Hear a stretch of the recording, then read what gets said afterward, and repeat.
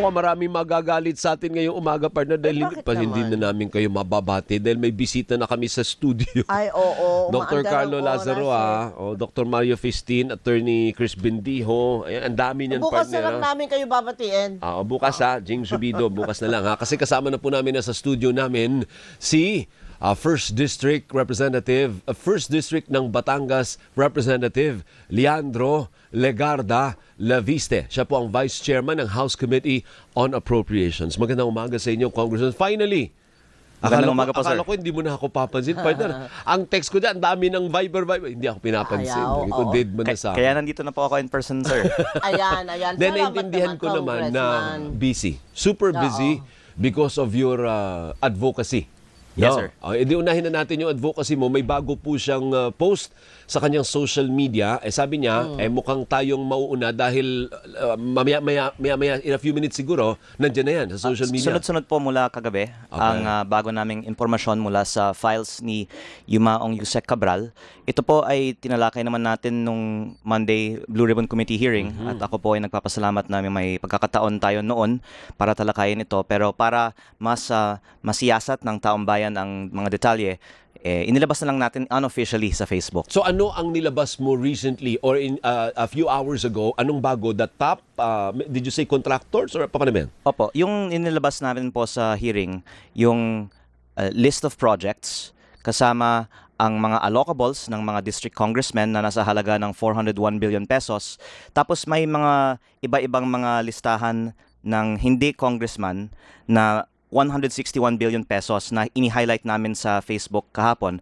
Tapos just a few minutes ago, we've posted the projects of the unprogrammed appropriations and the top contractors for those projects sa halaga ng 213 billion pesos sa taong 2023 at 2024.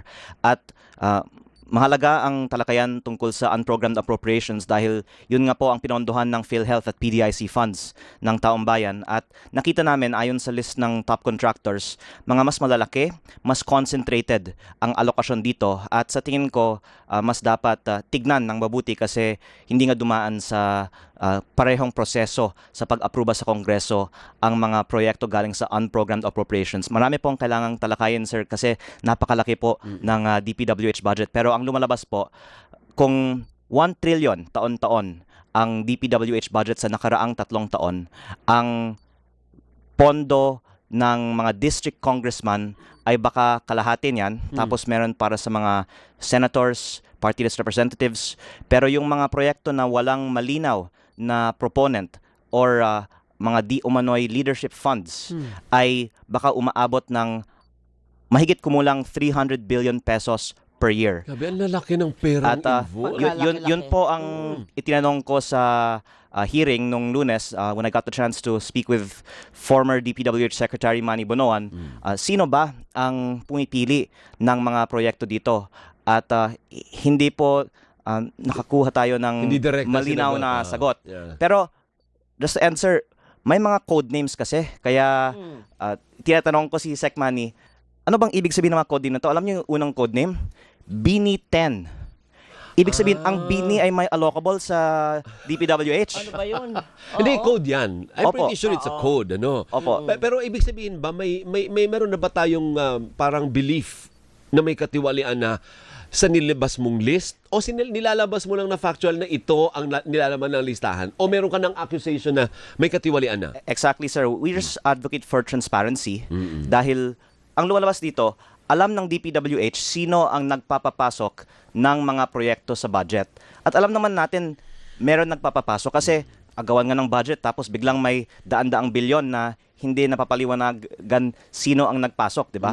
Pero ang interesting thing lang po is para sa mga proyekto na hindi galing sa congressman at senador or yung iba naman cabinet secretaries o undersecretaries, meron mga pangalan tulad ng allocable ng Bini. Kaya Iyon yung nasa top. sino kaya si Bini, di ba? Top yan, top. 6 billion po kay Bini. Okay, tapos Meron sige. po dito F1. Ha? Si F1 may 10 billion. Sino kaya si F1? Code nga yan. Opo. Code talaga. Tapos, sino pa? May OPES SAP dito. OP. OP. Office of the President. Opo, 8 billion. I mean, nag-speculate ako. Opo. Kasi OP, Office of Opo, the basta President. sinasabi ko Tapos, po ang nakasulat dito, sir. may ES ba nakalagay May ka mo? ES. Opo, daw eh. OPES SAP. Pero sinabi po ni ES at ni SAP, hindi naman po silang naglagay nito. At in fact, nanawagan po si ES ng investigasyon. Kaya sa akin po, kung wala naman pong masamang nangyari, dapat talakayin na lang sino ba ang nagpasok ng mga proyektong ito sa budget. Okay. At Anong budget yan? 20? this is the 2025 NEP. Ayun. At lastly po, meron 100 billion dito para sa SENTI 2025. At gumawa po ako kasi ng pananaliksik tungkol sa mga contractor who eventually were awarded the SENTI 2025 projects. Meron pong SENTI 20 sa 100 na napunta sa mga kumpanyang may kaugnayan kay Congressman Garjola kasama ng mga proyekto sa aking sariling distrito. At ang lumalabas po, itong SENTI 2025 ay parang puno ng mga maanumalyang mga proyekto na tila kung meron mang alokasyon para sa mga contractors dito po sa Senate 2025.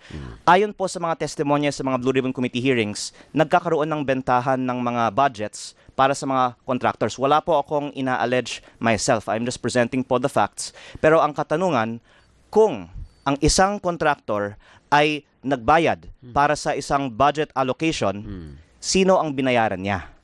Kaya, Kasi nagpauna na siya eh. opo, Di ba? Nagpaluwal na siya eh. Yun po may yung tumanggap na ng pera eh. overall allegation noon. Pero nandito po ang listahan ng mga contractors na nakakuha ng mga malalaking alokasyon ayon sa malaking budgets na were awarded eventually to them. Yeah. Kaya ang tanong ko po, alam naman po natin kasi na may mga contractors na gumagawa ng mga substandard projects, pero makakuha sila ng proyekto, kailangan may, according to the allegations in the committee hearings, bilihan ng pondo. Yeah. That's the allegation, not from me. Kaya ang tanong ko lang, para makakuha ng alokasyon sa daan-daang bilyong pisong hindi nakaspecify ng mga congressman na mga alokasyon dito, sino ang binayaran ng contractor? Yun po ay itinanong ko essentially by asking Secretary Manny Bonoan paano nila pinipili ang mga proyekto. Pero Hindi siya sumagot na maayos. actually, ang wish ko, magamit pa ng ating gobyerno si Secretary Manny Bonoan bilang isang napakahalagang resource person. At si Secretary Manny Bonoan ay siguro marami pang alam. So dapat state witness ba siya? Magandang punto yan, sir. Kung si Yusek Bernardo ay ginawang state witness, lalong magandang maging state witness si Secretary Manny Bonoan. At personally, naaawa po ako sa kanya kasi may 80 years old na po siya. Siguro naman gusto niyang tulungan na lang ang ating bansa. Kaya Wala pa. Wala pa 80. I don't think 80 80 na po. 80 na ba si Opo, Bunuan? nakakaawa po. Wow. Opo, sana bibigyan natin sana si Secretary Bonoan ng pagkakataon na maging hero sa buong flood control controversy Tama na ito. naman, oo. At kusa siyang umuwi pa sa bansa para humarap sa Senado. Kaya mabuti din naman po yun, di ba? Okay. At I guess this is the first time this is being discussed because I haven't seen people calling for it. Pero sana si Secretary Manny Bonoan ang magiging state witness dahil ito po ang punto ko. Ang lumalabas sa mga listahan ng mga projects and contractors na ito, sa mga pondo na hindi ina-allocate ng mga congressman, Okay. daan-daang bilyon na mas kakonti ang mga nakakuha ng mga mas malalaking mga halaga, corruption is centralized in the central office of DPWH. Ibig sabihin, not again my allegation, but just observation by others from this data, there is centralized corruption sa central office ng DPWH. At kung meron taong bunyag nitong lahat, no one better than Secretary Manny Bonoan. Pero speaking of the document, yan may yung hawak mo ngayon, yan ay print out ng datos na nakuha mo from the laptop of the late Yusek Cabral? From the computer po. From the computer, hindi laptop, from the computer of... Desktop, opo. From desktop. Opo. So oh. this is Okay. the list of the projects with the tagging and the amounts. And after the budget was approved, it was bid out. Kaya dinuktungan namin po yung list of contractors who were awarded them. Yeah. At yung isang panawagan namin ay sana yung mga contractors magsalita naman. Kung meron mang masamang nangyari at para makatulong naman sila sa investigasyon, aminin nila sino yung kinausap nila para makakuha ng bilyong-bilyong pisong mga kontrata. I Sino- doubt meron- it. Kung meron ba- hindi magsasalita Kaya yun, nga. they will not incriminate themselves, Congressman. Pero Diba? meron po ba dyan sa listahan nyo ngayon na hindi pa namin kilala? Kasi meron, ang dami na nilabas na mga pangalan at mga korporasyon. I mean the likes of Diskaya, Oo, the alam likes na natin of yan eh. Oo, dito Wawaw, oo, Sims. Sims, Oh. oo. Dito may bago po ba kaming hindi pa kilala? Yung mga contractor ay kilala na.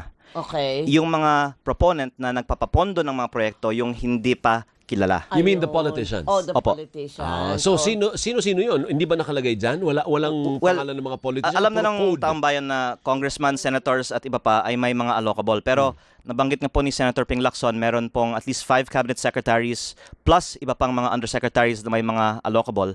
At may Sino yun? Can you name them? maganda pong tanong yan. At gusto kong sana lumabas sa Blue Ribbon Committee hearing ng Monday. Pero ang payo sa akin ng iba, wag pong bara-bara. Bakit? Dapat i-verify natin. Kasi nakasulat po ang mga pangalan nila, pero dapat maitukoy na may kaugnayan sila talaga sa mga proyekto at sa mga contractor na yon. Ayun. Opo. Yun nga po ang nagkakaroon ng question ngayon. Paano nga parang ang bilis mo makakuha ng mga ganyang klaseng datos? Samantalang hindi ka naman in any shape or form ay miyembro ng DPWH. Paano mo raw nakukuha? Kaya nagkakaroon sila ng duda. Nung September 4 po kasi, pumunta ako sa opisina ni Yusek Cabral. Nung June 11 pa ako unang bumisita doon. Pero actually, ma'am, tungkol sa inyong general question, after that, I've been receiving more and more information from other sources in DPWH din. Kasi ako po ay anak ng isang dating reporter ng ABS-CBN. Tama. Kaya nasa genes ko po siguro na mag-imbestiga. Hindi, pero may question dun sa pag-obtain mo. Kanina na-interview namin si yung DPWH.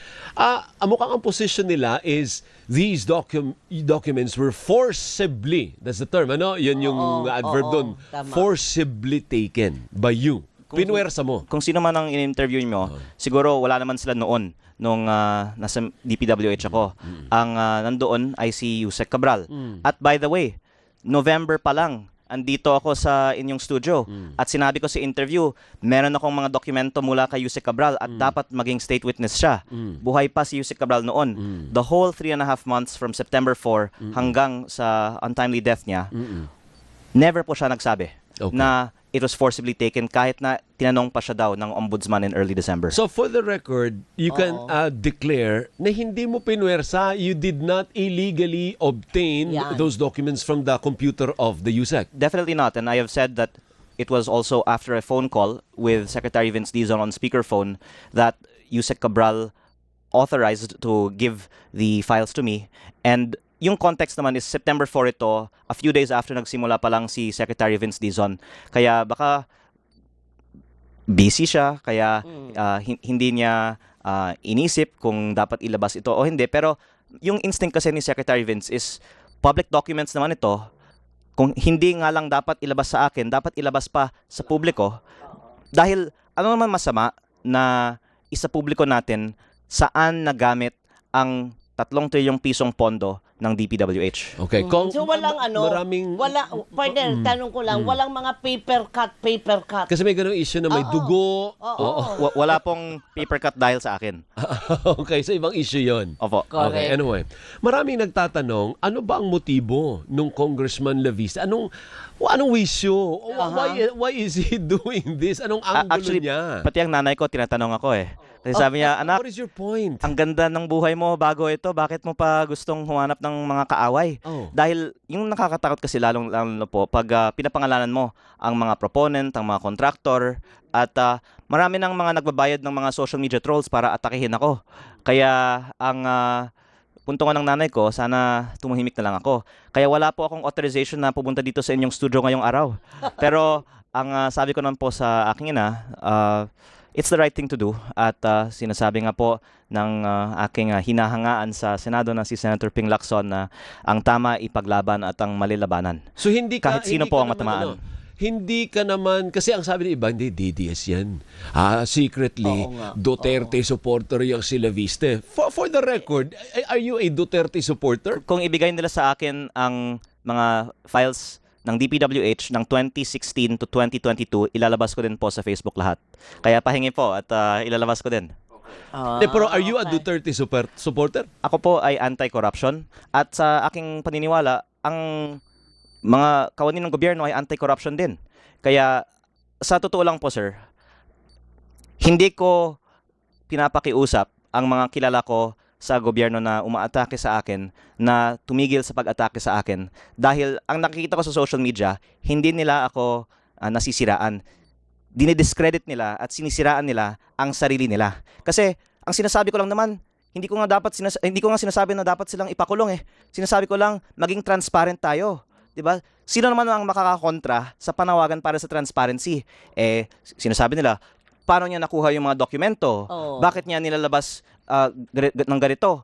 Ang lumalabas, may tinatago sila. Kaya the more that they talk, and the more that they try and divert this to other issues, which you might also want to discuss, the more that the public is seeing, may authenticity at mahalaga ang mga impormasyon na inilalabas ko. Kasi kung gawa-gawa ko lang naman po yung mga files na ito, wala naman sigurong dapat pumatol sa akin, di ba? Hindi, kasi Okay. parang nire-reduce nila na ito ay bahagi pa rin ng awayang Marcos Duterte. Tama, So sinasabi mo ngayon, hindi ito ay laban para sa transparency. Yun ang sinasabi mo. Ito po sir ang tanong ko. Meron po ba akong sinabi sa lahat ng mga interviews ko na dapat suportahan natin si ito o yan na politiko? Puro nga transparency at laban sa korupsyon ang ating pinag-uusapan. Pero kung ang lumalabas pala ay ang mga nananawagan para sa transparency at lumalaban sa korupsyon ay kontra sa isang faction at pabor sa isang faction, ibig sabihin pala ang isang faction ay corrupt at isang faction ay hindi, na hindi naman po yan ang sitwasyon. Kaya patunayan ng lahat na sila ay sang-ayon sa laban sa korupsyon at panawagan para sa transparency, makipagtulungan na lang po tayo. Opo. Okay, sige. Pero meron din mga nagsasabi, marami ng mga naging analyst, mga naging huwes, naging abogado, na turo ka ng turo. Transparency, accountability. Pero may mga listahan sila. Ito ginawa nung Leandro Leviste, wala rin siyang transparency. Ayun sa renewable energy yung partner. Yung mga kinansilang dun sa kontrata. Mga, correct. Opo, actually, lahat po yan ay unang-una, publicly available information naman. At pangalawa, nasa salain ko. Kaya nakikita ko mga media reports, si Leandro ay may-ari nito, may-ari niyan. Oo nga, nasa salain ko nga yan. Kaya Oo. yung importanteng linawin po sa taong bayan, ang aking negosyo ay private at wala akong nakuhang kahit piso mula sa gobyerno. Kaya sinasabi ng iba, si Leandro ay parang na rin yung mga DPWH contractor na pinaiimbestigahan niya. Ako po ay nagtatayo ng mga private power plants noon na hindi po galing sa gobyerno ang pondo. Itong lahat po ay parang din yung ginagawa ng ibang mga malalaking mga kumpanya na nagtatayo ng private investment not from the funds of the government. Pero yung Oo. penalty na 24 billion, Yan. paano yun, Congressman? Are you accepting na may babayaran kang penalty na 24 billion? Malaking 24 billion, ha? Actually, naman, oo. nilinaw ko na po sa nakaraang interview. Unang-una, wala po akong natanggap na sulat para sa akin patungkol sa halaga na yan. Kaya, ang ibang kumpanya ay may natanggap na sulat at hindi po yan para sa akin. Ito po ay para sa kumpanya na binenta ko. Pero ang halaga naman din yan ay sa aking pagkakaalam, hindi din tinatanggap ng kumpanya na binenta ko dahil ang halaga na yun ay parang biglang lumabas lang. Wala naman komputasyon. Oh. At yung nakakalungkot po, parang ang perception ay the timing of this and the media coverage of it is too uncanny that it seems to be intertwined with the revelations about the corruption in the DPWH. Pero para linawin ko po, wala po akong natanggap na sulat para sa akin tungkol sa naturang multa. You mean it's a diversion? But it's not only that, but it's also factually inaccurate to say pinatawan ako Oh. ng multa. Oo. Dahil wala po nga akong natanggap na sulat para sa akin, para sa naturang multa. May sinabi ng DOE na parang yung 17,000 megawatts na dapat na pinangako mo ay hindi mo natupad. Kaya ngayon, parang hindi na nila ma-achieve ngayon yung objective nila to bring down the price of electricity kasi 17,000 megawatts yun. Para linawin lang po, yung naturang multa, hindi ko po natanggap ang sulat. Yes, you said that. Para sa ibang kumpanya yon. At kahit yun, kine-question ng ibang kumpanya Oo. Dahil wala pong natanggap na pera mula sa gobyerno ang naturang kumpanya. Baka akala kasi ng inyong viewers na may natanggap na bayad, kaya dapat ibalik. Hindi. Wala Hindi, po. walang ganun. Wala po. Oo, So, oo. okay. Yung sinasabi naman na hindi nagtayo ng bagong planta, bagong investment, that's the nature of the business. Na lahat man po ng mga kumpanya na kilala din ninyo ay nagpaplano at gusto sanang kumita kung magtayo ng bagong planta, pero dahil sa hirap ng pagnenegosyo sa Pilipinas at ginigipit nga ang ibang mga namumuhunan ng mga opisyal, ang lumalabas, hindi lang ako, buong industriya, hirap at kinakansela ang sariling mga proyekto. At ayoko yung idawit ang buong industriya, pero sa totoo lang po sir, halos lahat ng mga kumpanya sa power industry ng Pilipinas ay similarly situated dito. At Nahirap. hirap at hindi natutuloy ang mga Bakit? pinaplanong mga proyekto. Pinapahirapan ng gobyerno. Noon na nga, sinasabi na pinapahirapan. Lalo na ngayon na inaatake ang mga investor dahil hindi natutuloy ang mga proyekto. Dahil sa mga problema sa pagkukuha ng mga permits, lalong natatakot ang mga investor. Kaya ang Pilipinas ay may mataas na presyo ng kuryente, hindi po dahil sa investor.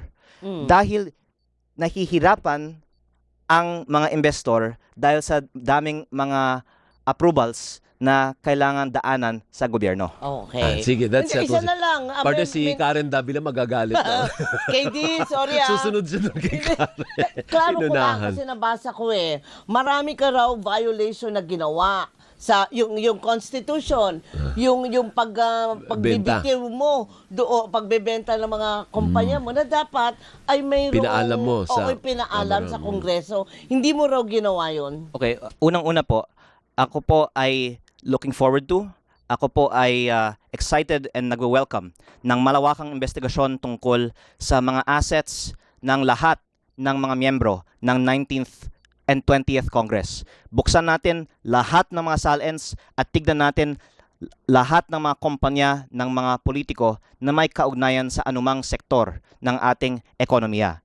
At ang masasabi ko, kung wala naman tayong paglabag, wala tayong dapat itinatago. Ako po, dineklara ko ang aking mga assets sa SALN ko dahil siguro naman may mga abogado ako. Correct. At malinaw po, wala pong paglabag sa batas ang mga pinag-aari ko. Pero ang katanungan na lang po, ang mga iba kaya dinedeklara ang mga assets sa kanilang mga SALN. At kung lumabas ang kanilang mga assets, may mga paglabag ba sila sa mga pinag-aari nila? That is the question. Okay. Pero ako po ay walang itinatago. Lahat po ay nasa SALN ko at lahat po ito ay legal. Game na game Gaano ko. kalaki yung assets mo? Lahat-lahat. Abot ka ba ng 10 billion o more? Actually sir, ang Anong net worth mo?